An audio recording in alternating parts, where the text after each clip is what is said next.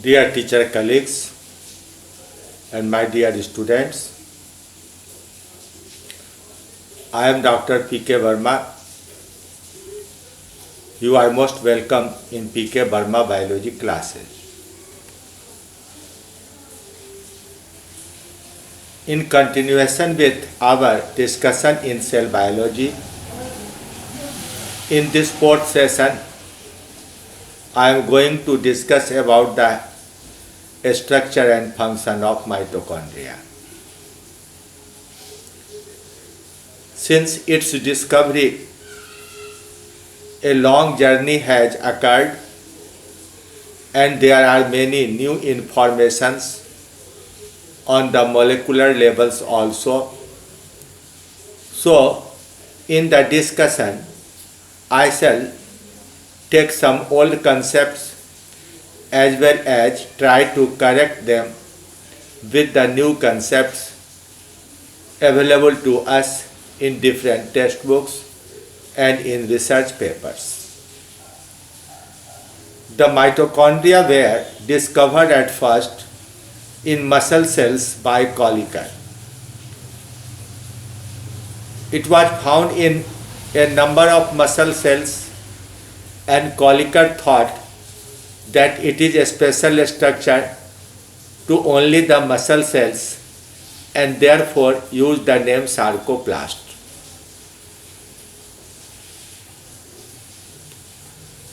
At that time, in 1859, we had no staining technique for the cell organelles, and many scientists were trying to develop a specific stains for chromosomes and mitochondria.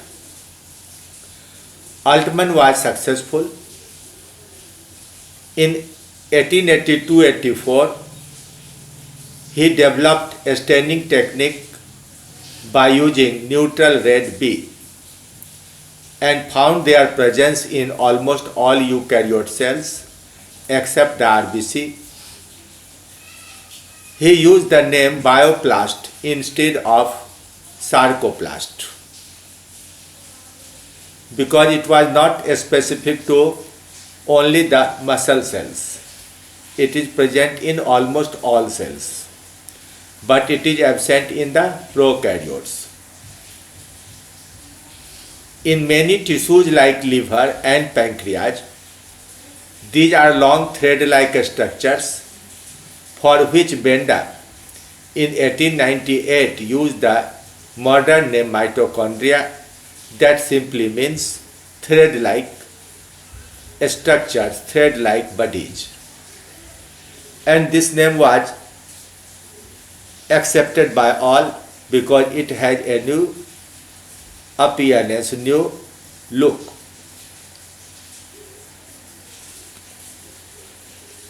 Now, Altman himself observed the number and size of mitochondria in various cells.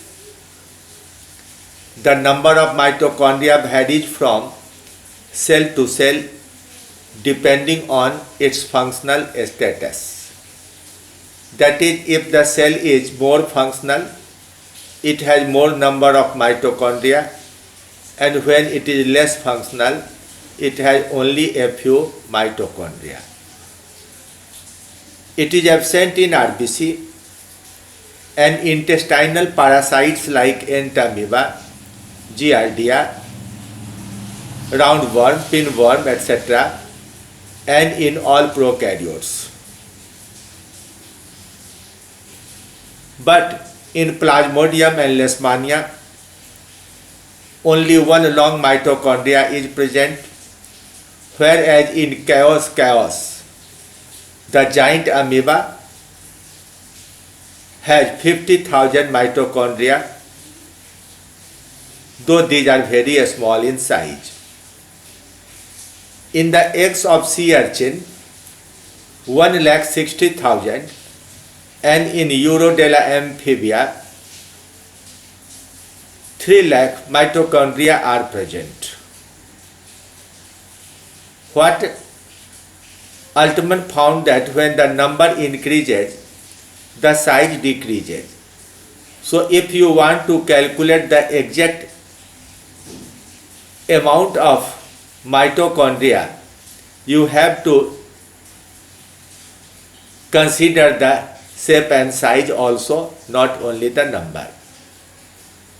Mitochondria may be a small, spherical, oval, or long spindle shaped or filamentous in appearance. The size of mitochondria also varies. It may be 2000 angstrom in diameter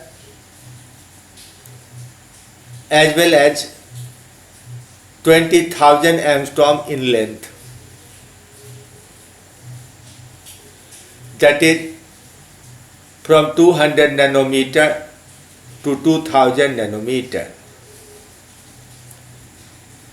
In fact, the smaller mitochondria are generally spherical, and when their length increases, they become oval and long and finally acquire spindle shape or the thread-like appearance.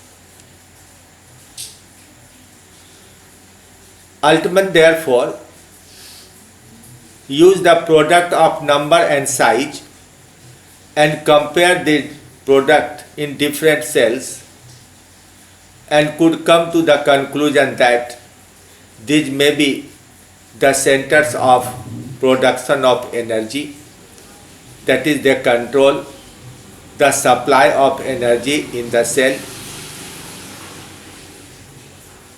In metabolically active cells, more energy is needed, so more mitochondria are there, whereas in metabolically less active cells, their number and size decrease.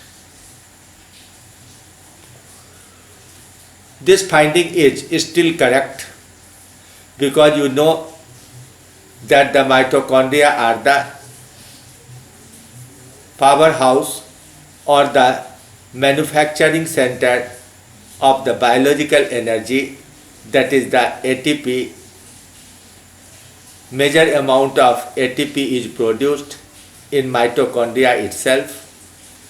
It is almost 15 to 16 times more than that synthesized in the protoplasm. Now come to see the fine structure. When electron microscope was invented and marketed, Porter in 1945 observed mitochondria. He found that mitochondria are made of two unit membranes, two membranous boundaries.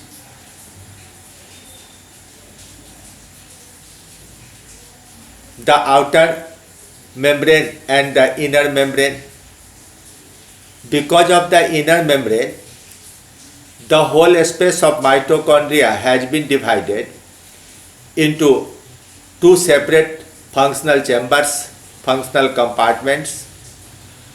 The outer chamber or outer compartment is also known as perimitochondrial space or the intermembrane space, whereas the inner chamber or the central chamber is also known as central lumen. Now see the structure of a typical mitochondria. You can see it is the outer membrane and another is inner membrane. In between these two membranes, there is an outer space and there is a central space containing 3 DNA in this case. You can see 3 circular DNA painted blue in this diagram. There are some green ball-like structures. These are ribosomes. These are not attached to the surface of inner membrane. In the diagram, it is not very clear. But remember that these are not attached to the surface of inner membrane. These are freely floating in the matrix present in the central chamber. The inner membrane forms folded structures, finger-like folded structures, on which a small blue granular structures are shown. Here is the larger view of these structures. These are called mitochondrial granules or the oxysomes, having two different parts. One is F1 and another is FO or F0. Now come to the details. The outer membrane is smooth, but the inner membrane becomes folded vertically, forming cristae. These folds are known as cristae.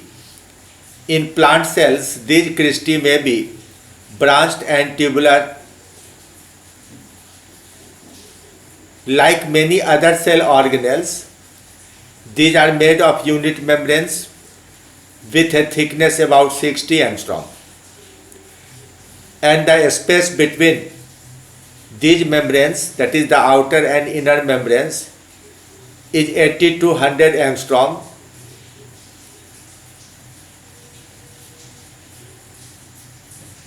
But when the cristae is formed, the length of cristae may be 200 angstrom or more.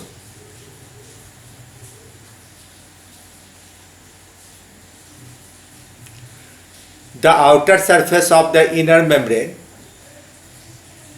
that is outwards towards the cytoplasm, is called cytosolic phase or C phase, and the inner surface towards the central chamber or the matrix is called M phase. These membranes bear very important enzymes. The outer membrane bears enzymes concerned with transport of organic materials from the cytoplasm to mitochondria. But the enzymes on the inner membranes are concerned with oxidation of organic acids and the fatty acids.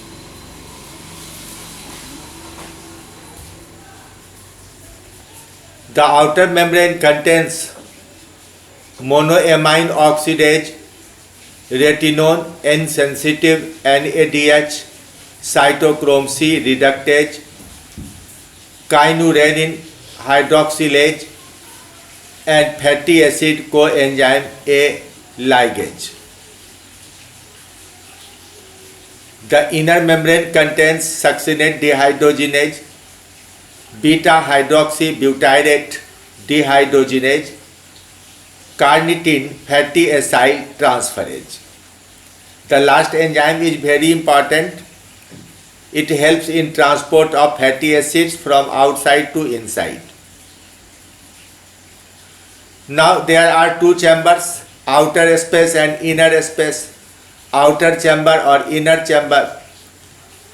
In the outer chamber, adenylate kinase, nucleoside diphosphokinase, respiratory chain enzymes, and ATP synthetase are present.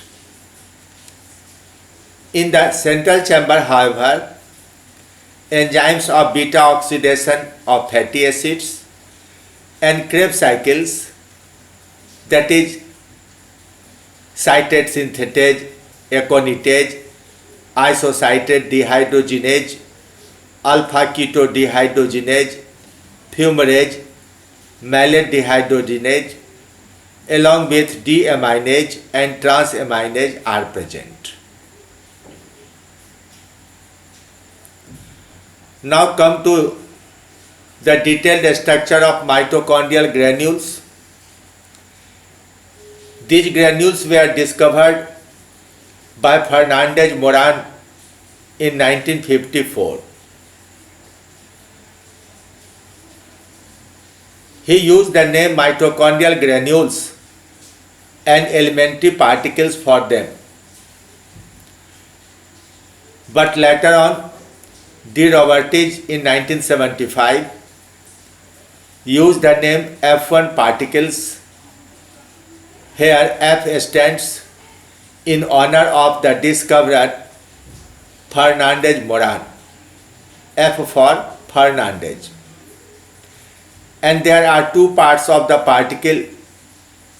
One is the head part called F1 particle and its base is called FO particle or F0 particle. Robert Greene in 1964 described that mitochondrial granules are stalk particles with a spherical head, a stalk and a base. Diameter of head is 80 angstrom, though now it is regarded as 90 angstrom. A stalk is 30 angstrom high, but 30 angstrom in width, but 50 angstrom in height, whereas the base has 80 angstrom diameter and 30 angstrom height. So 30, 50, 80, these are very geometrical measurements. Robert Greene thought that the base of these granules are situated upon the surface of protein in the crystal. But De Robertis suggested that the base of the particles are embedded in the protein layer of these crystals. Now you may find a question for the NEET. Where is the base is embedded on the surface or in the protein layer on inner surface, outer surface or along the entire length? Now it is regarded as crossing the unit membrane, that is across the membrane, not only to the protein layer of the inner face, that is M phase. In the F1 particle, there is the ATPase enzyme that forms ATP from ADP and phosphate by a process known as oxidative phosphorylation. Some ATP activity is found on membrane of crystal also. But the major site of ATP production is the F1 particle in which enzyme ATPase is present. F1 particle also act as the gateway from outer chamber to inner chamber. That is not only the proton, but some other organic molecules also can move from outer chamber to inner chamber through F1 particles. This is the old model, slightly modified from De Robertis. You can see F1 particles present on the surface and the base is embedded in the protein layer. It is not entering into lipid bilayer in both sides of the crystal. On the inner surface, they have a number of enzymes and the pigments for respiratory chain. So these are respiratory chain particles and enzymes.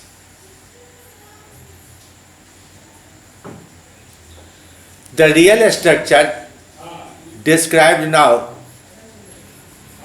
for the F1 particle is given here. Here the number of molecules of proteins and their names alpha, beta, delta on the head and various other molecules on the base also are seen.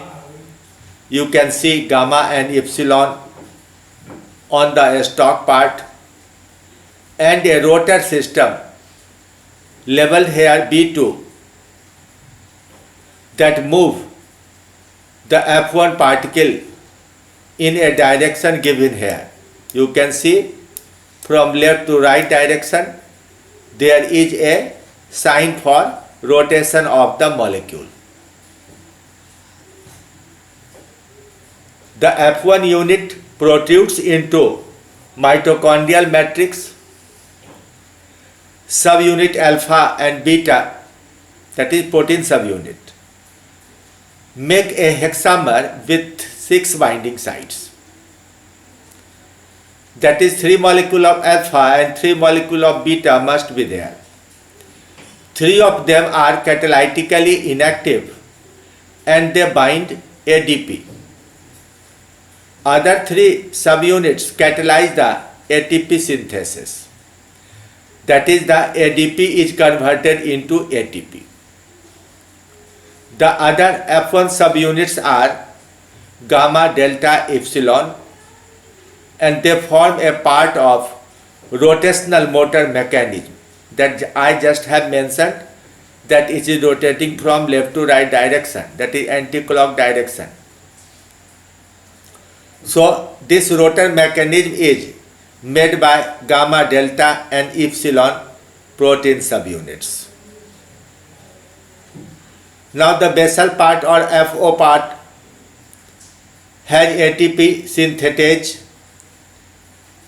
a proton pore that is embedded in the mitochondrial membrane. It consists of 3 main subunits A, B and C.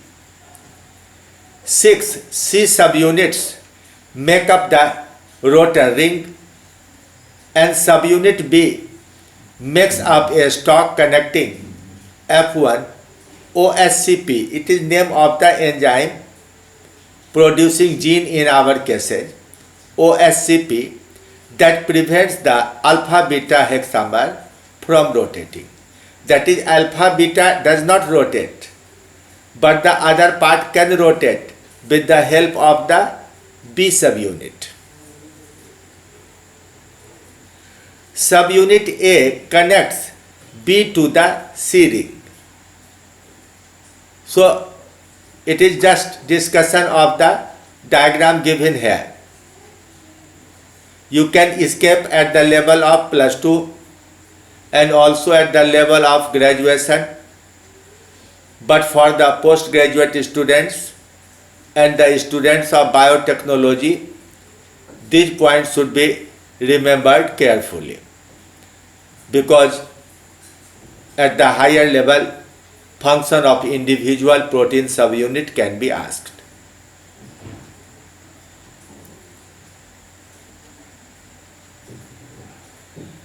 In humans, 6 additional subunits D, E, F, G, F6 and F8 or the A6L also is present. This part of the enzyme is located in the mitochondrial inner membrane and couples proton translocation from the outer chamber to inner chamber to the rotation that causes ATP synthesis in the F1 region. Now, when a Christie is made,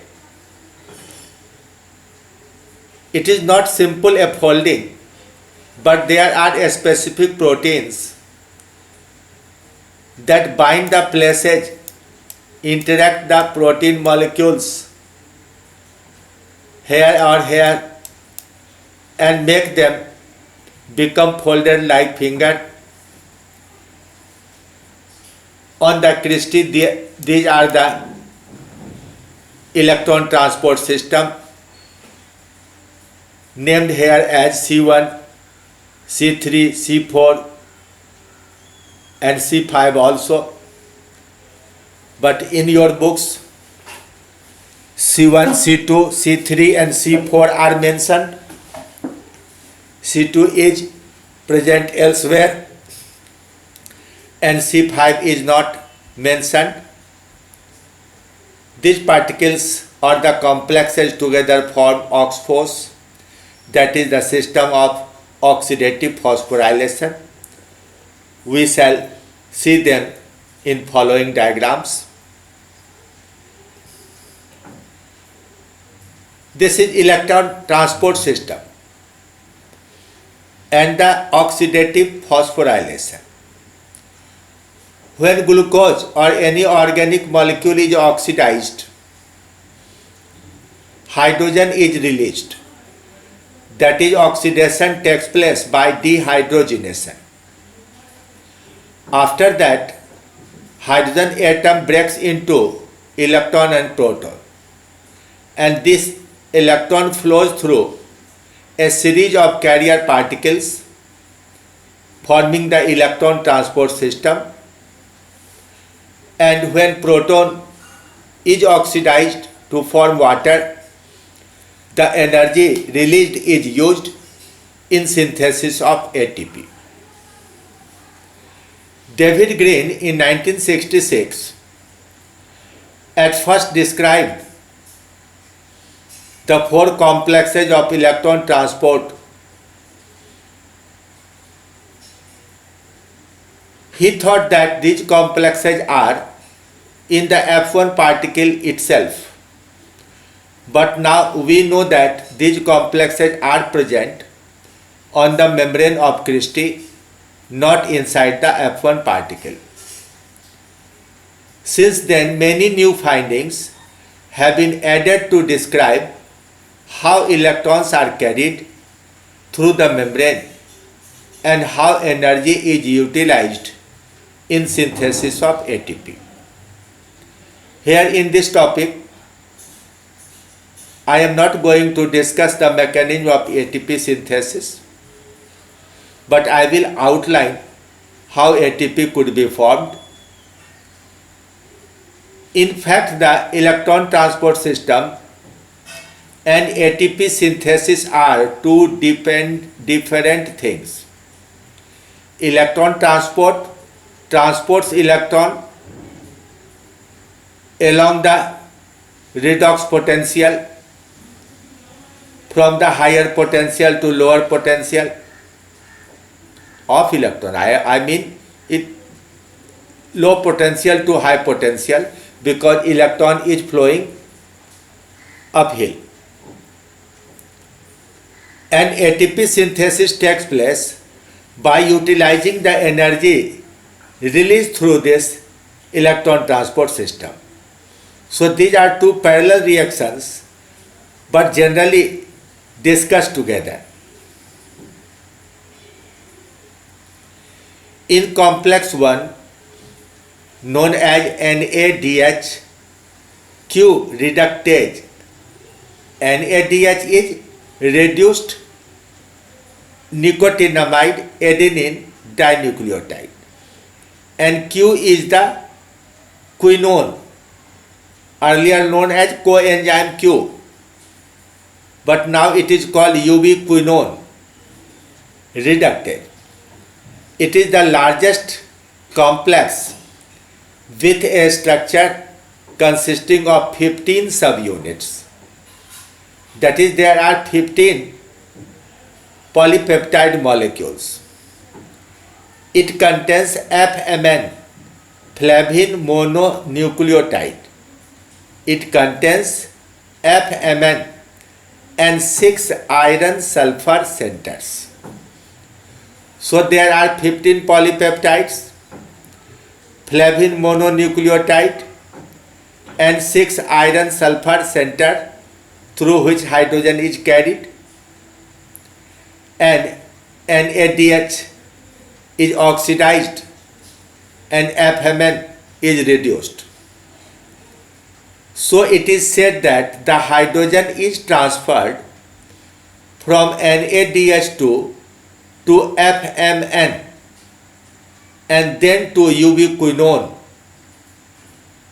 Complex 1 spans the inner mitochondrial membrane and is able to translocate protons from the matrix site to cytosol site.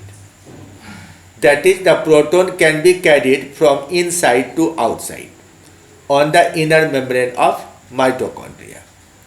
So mind it, after NADH2, there will be no formation of FADH2. Rather, after NaDH2, FMnH2 is formed. That is, NAD is oxidized and FMn is reduced. Now complex 2, succinate coenzyme Q, that is ubiquinone reductase. It is a separate path. This complex is composed of 2 polypeptide subunits, only 2, not 15. It contains FAD, flavin adenine dinucleotide. In reduced form, it is called FADH2, and 3 iron sulfur centers. Previously, there were 2 centers. Now there are 3 centers. It is therefore said that when succinate is oxidized, succinic acid, CH2COOH, CH2COOH is oxidized, 2 protons are transferred first to FAD, forming FADH2, and then these protons are transferred to ubiquinone. So the quinone converts into semiquinol and ubiquinol. This ubiquinone takes proton both from complex 1 and complex 2, from FMnH2 as well as from FADH2. So the 2 pathways of complex 1 and 2 become linked together at the level of ubiquinone. However, proton can be transferred directly from succinate to ubiquinone. It is exceptional thing. Proton very rarely escapes the complex 2.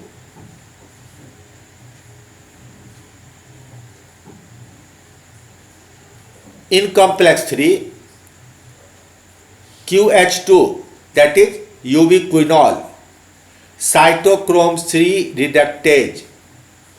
This complex contains 6 to 8 subunits along with cytochrome B and cytochrome C1. B and C1 together forms complex 3 and iron sulfur protein. Ubiquinone lies in the middle of the membrane in the hydrophobic area, whereas the cytochromes are present towards C phase, that is cytosolic phase, outwards. The last one is complex 4, cytochrome C oxidase. It is another large complex comprising 6 to 7 polypeptides, cytochrome A and cytochrome A3. Instead of iron, it contains 2 copper atoms. Its orientation is transmembrane and can transport proton vertically from C side to M side. The +2 students can escape details of all these 4 complexes. They can just write there are 4 complexes: complex 1, complex 2, complex 3 and complex 4. And after escaping their characters, they can directly come to the diagram. Between complex 1 and 2 and complex 3, there is ubiquinone, that is reduced to ubiquinol QH2 by getting proton. It was earlier called coenzyme Q. Now the electron flows through electron transport system, that is ETS, and ultimately transferred to the oxygen atom. The last acceptor of electron will be oxygen atom, not A3. From A3 it is transferred to oxygen atom that combines with proton to form molecule of water. Thus oxidation is completed in the electron transport system. Now see the series. This one is complex 2. FADH2 is reduced into FAD and the proton is transferred, hydrogen is transferred to ubiquinone. So ubiquinone converts into ubiquinol. On means ketone. And after reduction it becomes alcohol. So it is ubiquinol. From complex 1, hydrogen is transferred from NADH2 to FMN and FMNH2 is formed. Now this hydrogen is transferred to Q and again the ubiquinol is formed. After that, when entering into complex 3, hydrogen breaks into two parts, proton and electron. So these are the two protons shown here and the two electrons flow through this chain of 5 particles. You have to remember the series because in medical examination, medical entrance examination, this series is asked. First one is cytochrome B, C1, C, then A and A3, B, C, C, A, A3, B, C1, C, A and A3. In all the 4 particles from B to A, iron is the electron carrier, but in A3, copper is the electron carrier. The electron is released lastly and goes to oxygen. Proton flows into the matrix and these are reacted together. Proton is oxidized to form water. So the energy will be released and in a parallel system, this energy is utilized for production of ATP. Now one molecule of ATP is formed in complex 1, another molecule in complex 3 and the third molecule when crossing through complex 4.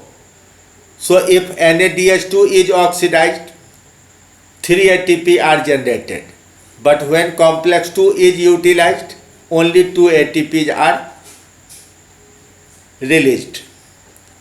NADH2 produces 3 ATP and FADH2 produces 2 ATP. This everything will be rediscussed when the cell respiration will be discussed.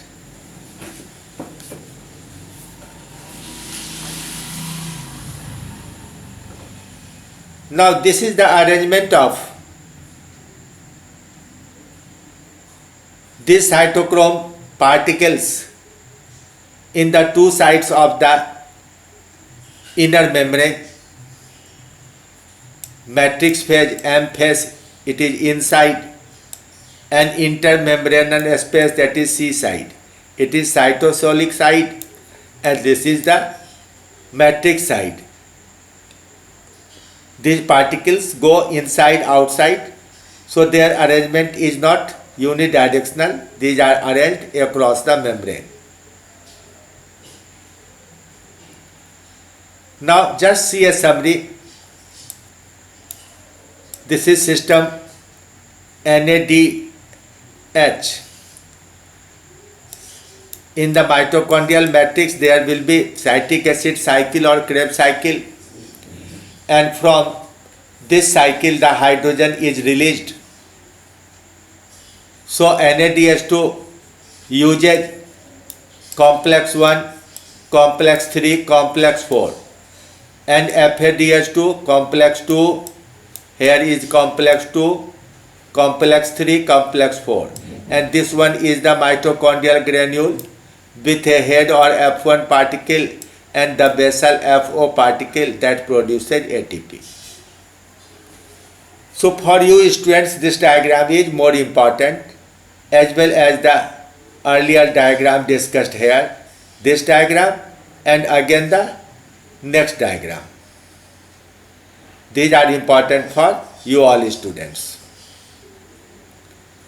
Proton released into mitochondrial matrix return into outer chamber and come back through F1 particle and membrane of Christie. At the time of their back journey, sufficient energy is released to produce ATP. That is known as chemiosmotic theory of Peter Michael.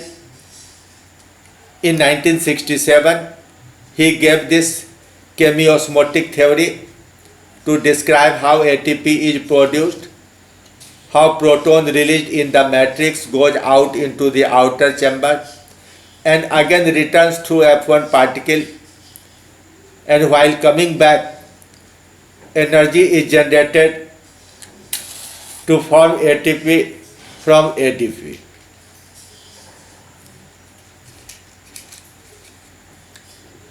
In this reaction,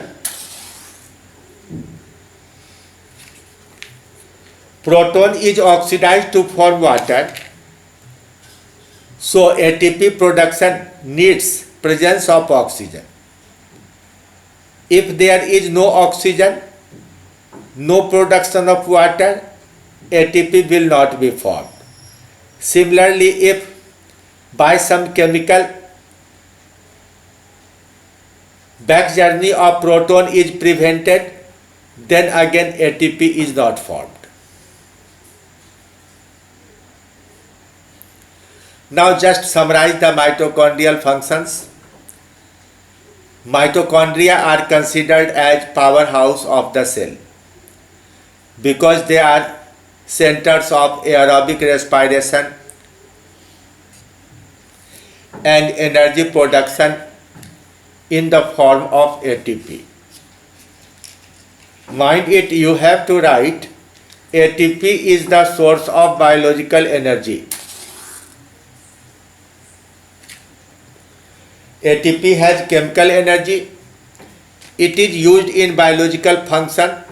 So ATP is the source of biological energy, not mitochondria. Like the NTPC or the generator,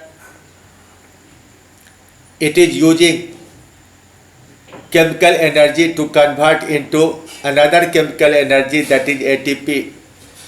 So source of energy is ATP, not the powerhouse, not the mitochondria.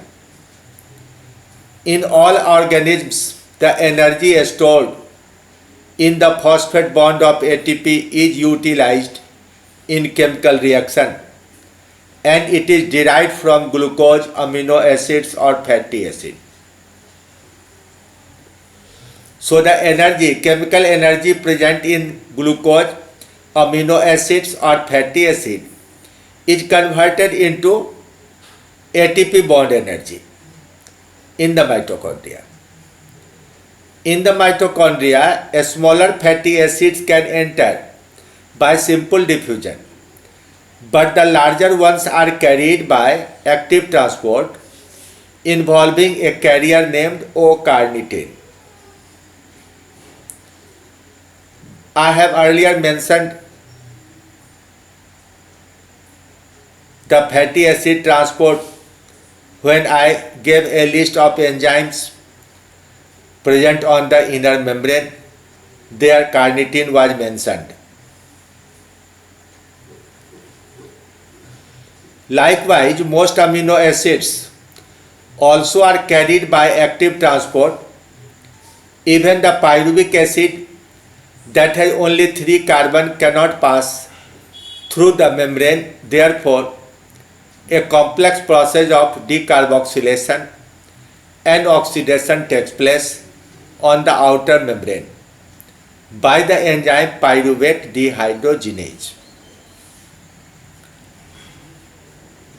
Acetyl group that has 2 carbon is transferred into matrix as acetyl coenzyme A.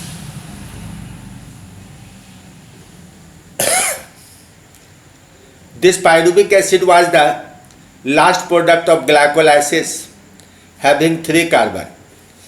It was converted into 2 carbon compound, that is acetyl group, by oxidation, removal of hydrogen, and by decarboxylation, that is removal of CO2. Fatty acids with even number of carbon subjected to beta oxidation, and many molecules of acetyl coenzyme A are formed. If there are 16 carbon atoms in a fatty acid, say it is palmitic acid, for 16 carbon, 8 molecules of acetyl coenzyme A will be formed. The stearic acid has 18 carbon, so 9 molecules of acetyl coenzyme A are formed by beta oxidation in the mitochondrial matrix.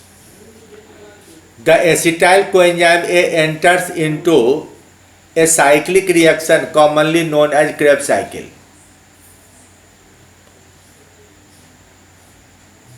It is also known as citric acid cycle or tricarboxylic acid cycle, that is TCA cycle. The other intermediates of this cycle are aconitic acid, isocytic acid, alpha-ketoglutaric acid, succinic acid, fumaric acid, and malic acid. All these organic acids are present in the matrix, and many of the amino acids, when are deaminated, the amino group is removed, convert into one or another organic acid. These also are oxidized by Krebs cycle. The amino acids also are deaminated and convert into organic acids. These acids join the Krebs cycle anywhere with nearest structure. In this way, Krebs cycle is a common metabolic meal for all the energy-rich food. A very important aspect of all biological oxidation is that it takes place by dehydrogenation, and the hydrogen atoms released are taken up either by NAD or FAD, that are hydrogen carrier vitamins. They enter into complex process of electron transport, gradually lose energy, and this energy is used in synthesis of ATP. When one molecule of NADH2 is oxidized, 3 molecules of ATP are formed. Remember this point. And when one molecule of FADH2 is oxidized, 2 ATP are formed. From one molecule of glucose, a total 38 ATP can be formed in special conditions. In the aerobic bacteria, or when a spartate maillate shuttle system operates, but normally only 36 ATP are formed.